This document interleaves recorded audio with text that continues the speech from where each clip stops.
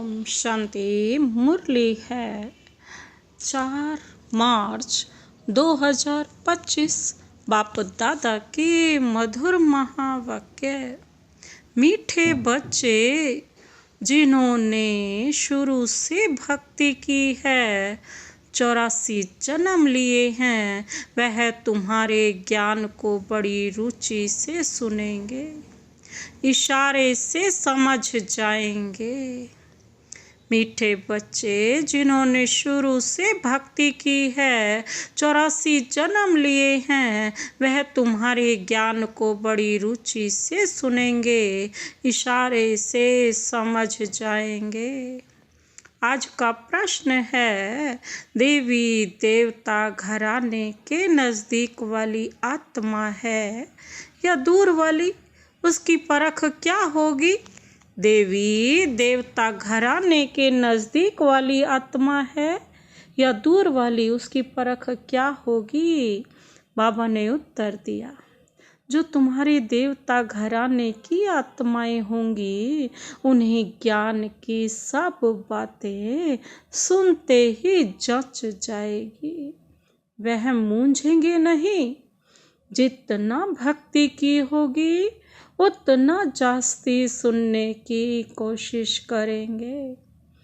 तो बच्चों को नबज देख कर सेवा करनी चाहिए। जो तुम्हारे घराने की आत्माएं होंगी, बाबा कहते हैं, उन्हें ज्ञान की सब बातें सुनते ही जच जाएगी, वह मूंझेंगे नहीं। बाबा कहते जितना बहुत भक्ति की होगी ना, उतना ही जास्ती सुनने की वो कोशिश करेंगे। तो बच्चों को नबज देखकर सेवा करनी चाहिए। ओम शांति। रूहानी बाप बैठ रूहानी बच्चों को समझाते हैं।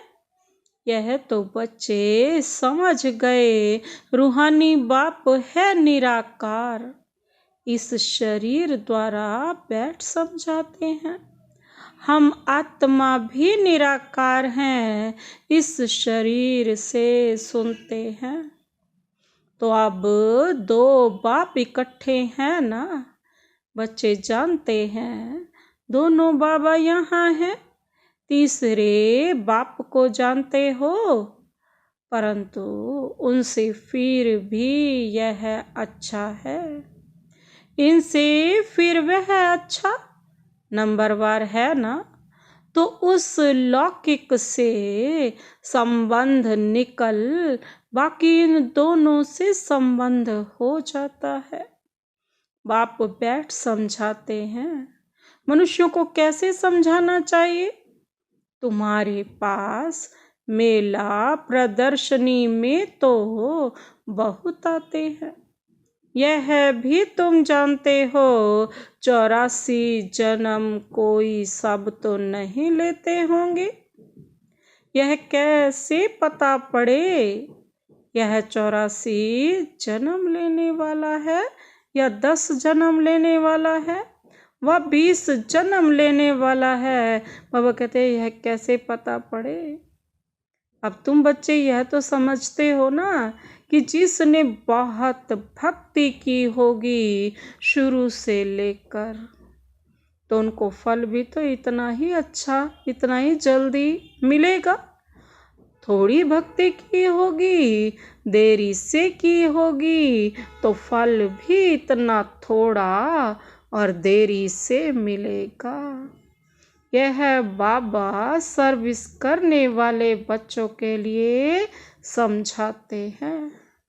बोलो, तुम भारतवासी हो तो बताओ, देवी देवता को मानते हो? पूछ रहे हैं बाबा कि तुम देवी देवता को भारतवासी हो, उनसे पूछो, देवी देवता को मानते हो? भारत में इन लक्ष्मी नारायण का राज्य था ना, जो 84 जन्म लेने वाला होगा। शुरू से भक्ति की होगी, वह झट समझ जाएगा। बरोबर आदि सनातन देवी देवता धर्म था। रुचि से सुनने लग पड़ेंगे। कोई तो ऐसे ही देख कर चले जाते हैं, कुछ पूछते भी नहीं। जैसे कि बुद्धि में बैठता नहीं तो उनके लिए समझाना चाहिए, यह अभी तक यहाँ का नहीं है। आगे चल समझ भी ले में, कोई को समझाने से झट कांग हिलेगा।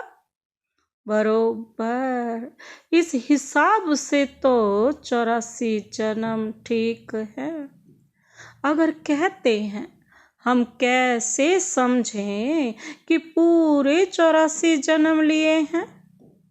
अच्छा 84 नहीं तो 82 देवता धर्म में तो आए होंगे। देखो इतना बुद्धि में जचता नहीं है तो समझो यह 84 जन्म लेने वाला नहीं है। दूर वाले कम सुनेंगे जो देरी से आने वाले हैं। जितना जिसने बहुत अधिक भक्ति की होगी वह जास्ती सुनने की कोशिश करेंगे, झट समझ जाएंगे। कम समझता है तो समझो यह देरी से आने वाला है। भक्ति भी देरी से की होगी। बहुत भक्ति करने वाला इशारे से समझ जाएगा। ड्रामा रिपीट तो होता है ना, सारा भक्ति पर मदार है। इस बाबा ने मतलब बाबा ने सबसे नंबर 1 भक्ति की है ना। ब्रह्मा बाबा ने कम भक्ति की होती तो फल भी कम मिलेगा। बाबा कहते यह सब समझने की बातें हैं। मोटी बुद्धि वाले धारण कर नहीं सकेंगे। यह मेले प्रदर्शनियां तो होती रहेंगी, सब भाषाओं में निकलेंगी। सारी दुनिया को समझाना है ना। तुम हो सच्चे सच्चे पैगंबर और मैसेंजर। बाबा कहते वह धर्म स्थापक तो कुछ भी नहीं करते, ना वह गुरु है। गुरु कहते हैं परंतु वह कोई सदगति दाता थोड़े ही है। वह जब आते हैं उनकी संस्था ही नहीं तो सदगति किसकी करेंगे। गुरु वह है जो सदगति दे, दुख की दुनिया से शांति धाम ले जाए। क्राइस्ट आदि गुरु नहीं, वह सिर्फ धर्म स्थापक है। उन्हों का बाबा कहते और कोई पोजीशन नहीं है। पोजीशन तो उन्हों का है जो पहले सतो प्रधान से फिर सतो रजो तमो में आते हैं। वह तो सिर्फ अपना धर्म स्थापन कर पुनर्जन्म लेते रहेंगे। जब फिर सबकी तमो प्रधान अवस्था होती है तो बाप आकर सबको पवित्र बनाए ले जाते हैं। पावन बना तो फिर पतित दुनिया में नहीं रह सकते। पवित्र आत्माएं चली जाएंगी मुक्ति में, फिर जीवन मुक्ति में आएंगी। कहते भी है ना वह लिबरेटर है, गाइड है, परंतु इसका भी अर्थ नहीं समझते। अर्थ समझ जाएं तो उनको जान जाएं। सतयुग में भक्ति मार्ग के अक्षर भी बंद हो जाते हैं। यह भी ड्रामा में नूंद है। जो सब अपना अपना पार्ट बजाते रहते हैं ना, सदगति को एक भी पा ना सके। अभी तुमको यह ज्ञान मिल रहा है ना। बाप भी कहते हैं मैं कलप कलप कलप के संगम युगे आता हूँ। इनको कहा जाता है कल्याणकारी संगम युग। और कोई युग कल्याणकारी नहीं है। सतयुग और त्रेता के संगम को कोई महत्व नहीं है, वहाँ पे भी होता है, लेकिन उसका कोई महत्व नहीं है। इस समय हम चढ़ती कला देवता स्वरूप बनते हैं, बाप के सम्मुख मिलन मनाते हैं। यह सबसे कल्याणकारी युग है। सूर्यवंशी पास्ट हुए, फिर चंद्रवंशी राज्य चलता है, फिर चंद्रवंशी से वैश्यवंशी बनेंगे, तो चंद्रवंशी पास्ट हो गए। उनके बाद क्या बने यह पता ही नहीं रहता, बस चंद्रवंशी तक पता रहता। चित्रादि रहते हैं तो समझेंगे ना, ये सूर्यवंशी हमारे बड़े थे, पूर्वज थे, और यह चंद्रवंशी थे। वह महाराजा, वह राजा, वह बड़े धनवान थे, वह फिर भी नापास तो हुए ना। यह बातें कोई शास्त्रों आदि में नहीं है। अब आपको बैठ समझाते हैं, सभी कहते हैं हमको लिबरेट करो, पतित से पावन बनाओ, सुख के लिए नहीं कहेंगे, क्योंकि सुख के लिए निंदा कर दी है शास्त्रों में। सब कहेंगे मन की शांति कैसे मिले। अभी तुम बच्चे समझते हो, तुमको सुख शांति दोनों मिलते हैं। जहाँ शांति है वहाँ सुख है, जहाँ अशांति है वहाँ दुख है। सतयुग में तो सुख शांति है ना, यहाँ क्या है कलयुग में दुख और अशांति। यह भी बाप बैठ समझाते हैं, बाबा ही समझाते हैं, और कोई समझा नहीं सकता। तुमको माया रावण ने कितना तुच्छ बुद्धि बनाया है, यह भी ड्रामा बना हुआ है। बाप कहते हैं मैं भी ड्रामा के बंधन में बांधा हुआ हूँ, मेरा पार्ट ही अभी है जो बजा रहा हूँ। कहते भी है ना बाबा, कलप कलप आप ही आकर भ्रष्टाचारी पतित से श्रेष्ठाचारी पावन बनाते हो। भ्रष्टाचारी बने हो रावण द्वारा, अब बाप आकर मनुष्य से देवता बनाते हैं। यह जो गायन है उनका अर्थ बाप ही आकर समझाते हैं। उस अकाल तख्त पर बैठने वाले भी इसका अर्थ नहीं समझते। बाबा ने तुमको समझाया ना, आत्माएं सारी क्या हैं, अकाल मूर्त है। आत्मा का यह शरीर है रथ, आत्मा तो अकाल मूर्त, शरीर है ना ये काल मूर्त है, रथ है ये। इस पर अकाल अर्थात जिसको काल नहीं खाता, यह आत्मा वहाँ विराजमान है। आत्मा विराजमान है ना, उसको काल तो खाता ही नहीं, वो तो बदली करती रहती है। सतयुग में तुमको काल यह नहीं खाएगा, अकाले मृत्यु कभी नहीं होंगी। वह है ही अमर लोक, और यह है मृत्यु लोक। अमर लोक मृत्यु लोक का भी अर्थ कोई नहीं समझते। बाप कहते हैं मैं तुमको बहुत सिंपल समझाता हूँ, सिर्फ माँ में कम याद करो तो तुम पावन बन जाएंगे। साधु संत आदि भी गाते हैं पतित पावन, पतित पावन बाप को बुलाते हैं। कहाँ भी जाओ तो यह जरूर कहेंगे पतित पावन। सच तो कभी छिप नहीं सकता। तुम जानते हो अभी पतित पावन बाप आया हुआ है, हमें रास्ता बता रहे हैं।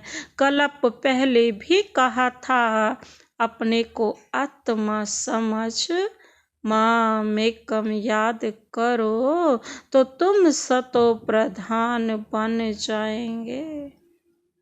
तुम सब आशिक हो मुझ माशुक के, वह आशिक माशुक तो एक जन्म के लिए होते हैं। बाबा कहते तुम जन्म जन्मांतर के आशिक हो, याद करते हो। हे प्रभु देने वाला तो एक ही बाप है ना। बच्चे सब बाप से ही मांगेंगे। आत्मा जब दुखी होती है तो क्या करती है? बाप को याद करती है। और सुख में तो कोई याद नहीं करते, दुख में याद करते हैं। बाबा आकर सदगति दो। जैसे गुरु के पास जाते हैं ना, हमको बच्चा दो। अच्छा, बच्चा मिल गया तो बहुत खुशी होगी, बच्चा नहीं हुआ तो कहेंगे ईश्वर की भावी। ड्रामा को तो वह समझते हैं। अगर वह ड्रामा कहें तो फिर सारा मालूम होना चाहिए। तुम ड्रामा को जानते हो और कोई नहीं जानता। ना कोई शास्त्रों में ही है ड्रामा माना ड्रामा। उनके आदि मध्य अंत का पता होना चाहिए।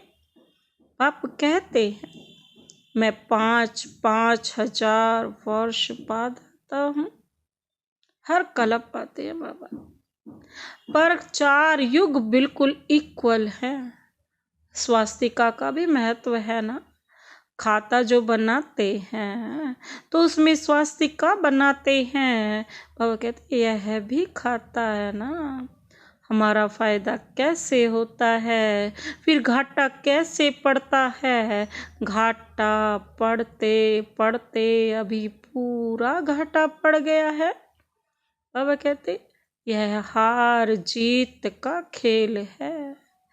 पैसा है और हेल्थ भी है तो सुख। पैसा है, हेल्थ नहीं तो सुख नहीं। बाबा कहते तुमको हेल्थ वेल्थ दोनों देता हूँ तो हैप्पीनेस है ही। जब कोई शरीर छोड़ता है तो मुख से तो कहता है ना फलाना स्वर्ग पधारा, लेकिन अंदर दुखी होते रहते हैं। इसमें तो और ही खुश होना चाहिए। फिर उनकी आत्मा को नरक में क्यों बुलाते हो? जब वो स्वर्ग में चला गया तो उसे नरक में क्यों बुलाते? कुछ भी समझ नहीं है ना। अभी बाप आकर यह सब बातें समझाते हैं। बीज और झाड़ का राज समझाते हैं। ऐसे झाड़ और कोई बना ना सके। यह कोई इसने नहीं बनाया है, इनका कोई गुरु नहीं था।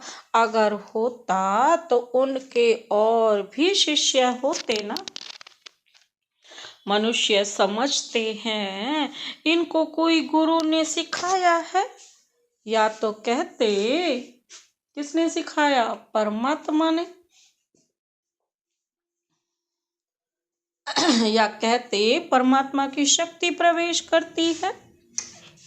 अरे परमात्मा की शक्ति कैसे प्रवेश करेगी? बेचारे कुछ भी नहीं जानते। बाप खुद बैठ बताते हैं। मैंने कहा था मैं साधारण बूढ़े तन में आता हूँ, आकर तुमको पढ़ाता हूँ। यह भी सुनते हैं। अटेंशन तो ऊपर हमारे ऊपर है ना। यह भी स्टूडेंट है। यह अपने को और कुछ नहीं कहते। प्रजापिता सो भी स्टूडेंट, शिव बाबा का स्टूडेंट है। यह अपने को और कुछ नहीं कहते। भल इसने विनाश भी देखा, परंतु समझ तो कुछ भी नहीं। आहिस्ते आहिस्ते बाबा कहते क्या हुआ? समझते गए। जैसे तुम समझते जाते हो ना, बाप तुमको समझाते हैं। बीच में यह भी समझते जाते हैं, पढ़ते रहते हैं। हर एक स्टूडेंट पुरुषार्थ करेंगे पढ़ने का।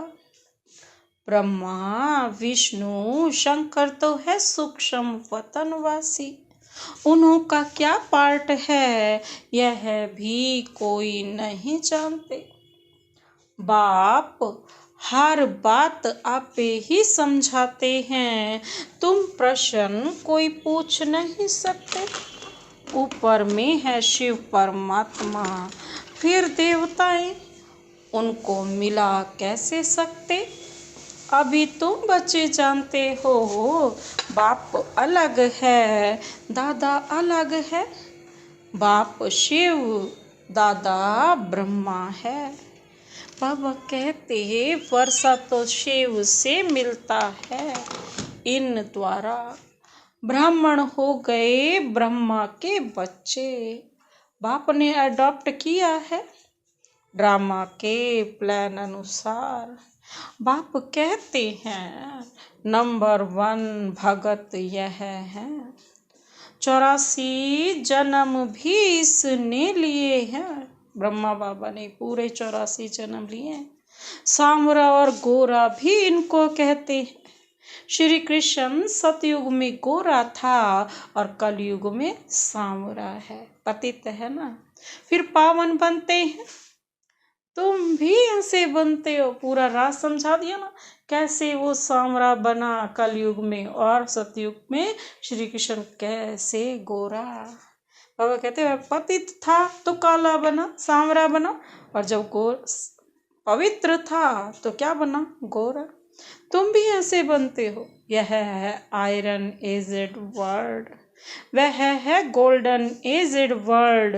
सीढ़ी का किसको पता नहीं है। जो पीछे आते हैं वह 84 जन्म थोड़े ही लेते होंगे, वह जरूर कम जन्म लेंगे। फिर उनको सीढ़ी में दिखा कैसे सकते। बाबा ने समझाया है सबसे जास्ती जन्म कौन लेंगे, पूछा है बाबा ने। सबसे कम जन्म कौन लेंगे, यही तो है ना प्रश्न भी आज, कि यह है नॉलेज। बाप ही नॉलेजफुल पतित पावन है। आदि मध्य अंत की नॉलेज सुना रहे हैं। बाबा कहते वह सब नीति नीति करते आए हैं, अपनी आत्मा को ही नहीं जानते तो बाप को फिर कैसे जानेंगे। सिर्फ कहने मात्र कह देते हैं। आत्मा क्या चीज है कुछ भी नहीं जानते। तुम अभी जानते हो आत्मा अविनाशी है, उसमें 84 जन्मों का अविनाशी पार्ट नूंधा हुआ है। इतनी छोटी सी आत्मा में कितना पार्ट नूंधा हुआ है। जो अच्छी रीति सुनते और समझते हैं तो समझा जाता है वह नजदीक वाला है। अगर बुद्धि में नहीं बैठता है तो देरी से आने वाला होगा। जिसको तुरंत तीर लग जाता ना, वो समझो बाबा का बिल्कुल नजदीक वाला बच्चा है। बुद्धि में नहीं बैठता तो देरी से आने वाला होगा। सुनाने के समय नब्ज देखी जाती है। समझाने वाले भी नंबरवार है ना। तुम्हारी यह पढ़ाई है, राजधानी स्थापन हो रही है। कोई तो ऊंच से ऊंच राजाई पद पाते हैं, कोई तो प्रजा में नौकर चाकर बनते हैं। बाकी हाँ इतना है कि सतयुग में कोई दुख नहीं होता। उनको कहा ही जाता है सुख धाम बहिष्ठ। पास्ट हो गया है तब तो याद करते हैं ना। मनुष्य समझते हैं स्वर्ग कोई ऊपर छत में होगा। दिलवाड़ा मंदिर में तुम्हारा पूरा यादगार खड़ा है ना, वहाँ छत पे ही दिखाया है। आदि देव आदि देवी और बच्चे नीचे योग में बैठे हैं। वो तो छत पर है और बाकी सब नीचे बैठे योग कर रहे हैं। ऊपर में राजाई खड़ी है। मनुष्य तो दर्शन करेंगे, पैसा रखेंगे, समझेंगे कुछ भी नहीं। तुम बच्चों को ज्ञान का तीसरा नेत्र मिला है ना, तुम सबसे पहले तो बाप की बायोग्राफी को जान गए तो और क्या चाहिए। बाप कौन है, कहाँ से आया है, कैसे हमारी रचना करते हैं, रचयिता हैं, तो कैसे कैसे ये सारा राज तो हमने जाना ना। वो क्या काम करने आए हैं, क्या उनका कर्तव्य है, जितने कर्तव्य हैं उतने नाम हैं। तो बाबा ने पूरी बायोग्राफी बताई ना। बाप को जानने से ही सब कुछ समझ में आ जाता है, तो खुशी होनी चाहिए ना। तुम जानते हो अभी हम सतयुग में जाकर सोने के महल बनाएंगे, राज्य करेंगे। जो सर्विसेबल बच्चे हैं उन्हों की बुद्धि में रहेगा यह स्पिरिचुअल नॉलेज। स्पिरिचुअल फादर देते हैं। स्पिरिचुअल फादर कहा जाता है आत्माओं के बाप को। वही सदगति दाता है, सुख शांति का वर्षा देते हैं। तुम समझा सकते हो यह सीढ़ी है भारतवासियों की, जो 84 जन्म लेते हैं। तुम आते ही आधे में हो, तो तुम्हारे 84 जन्म कैसे होंगे। सबसे जास्ती जन्म हम लेते हैं। यह बड़ी समझने की बातें हैं। मुख्य बात ही है पतित से पावन बनने लिए बुद्धि योग लगाना है। पावन बनने की प्रतिज्ञा कर फिर अगर पतित बनते हैं तो हड्ड गुड एकदम टूट पड़ती है। जैसे कि 5 मंजिल से गिरते हैं ना, बुद्धि ही मलेच की हो जाएगी। दिल अंदर खाता रहेगा, मुख से कुछ निकलेगा नहीं। इसलिए बाप कहते हैं खबरदार रहो। अटेंशन दो अपने ऊपर, तभी टेंशन से फ्री हो जाएंगे। अच्छा, मीठे मीठे सिकिलधे बच्चों प्रति मात पिता बाप दादा का याद प्यार और गुड मॉर्निंग। रूहानी बाप ही रूहानी बच्चों को नमस्ते। हम रूहानी बच्चों की रूहानी बाप दादा को नमस्ते नमस्ते नमस्ते। Good morning. शुक्रिया बाबा, शुक्रिया। धारणा के लिए मुख्य सार है इस ड्रामा को यथार्थ रीति समझ माया के बंधनों से मुक्त होना है। स्वयं को अकाल मूर्त आत्मा समझ बाप को याद कर पावन बनना है।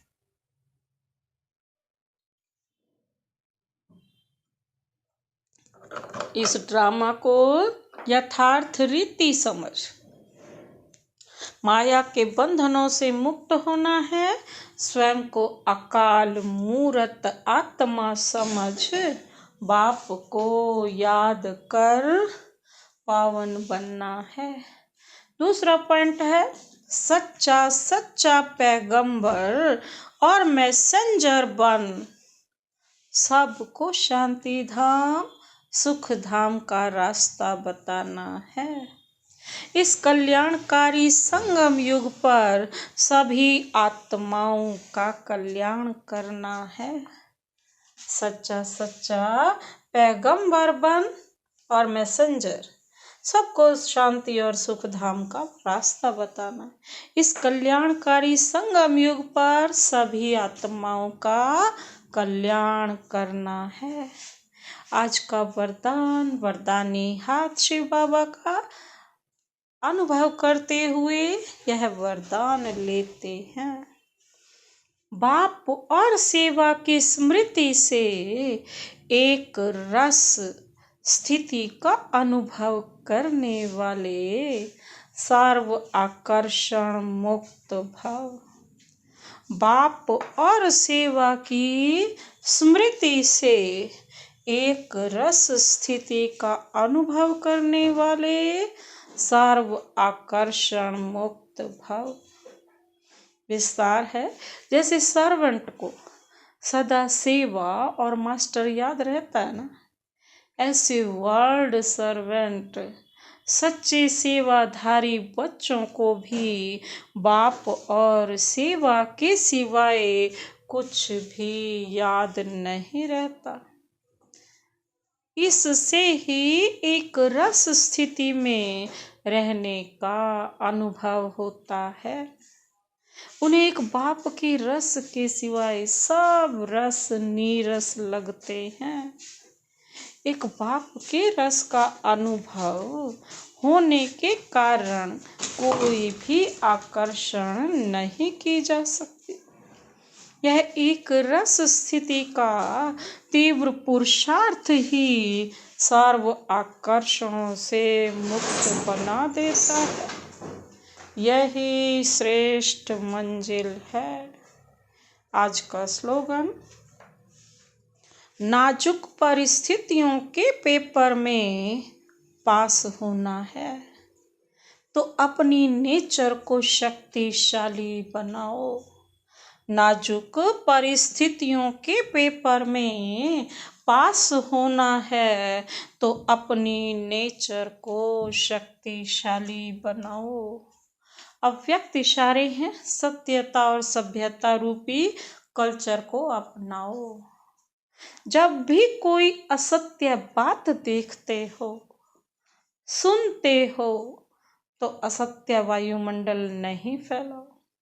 कई कहते हैं ये पाप कर्म है ना, पाप कर्म देखा नहीं जाता, लेकिन वायुमंडल में असत्यता की बातें फैलाना यह भी तो पाप है ना।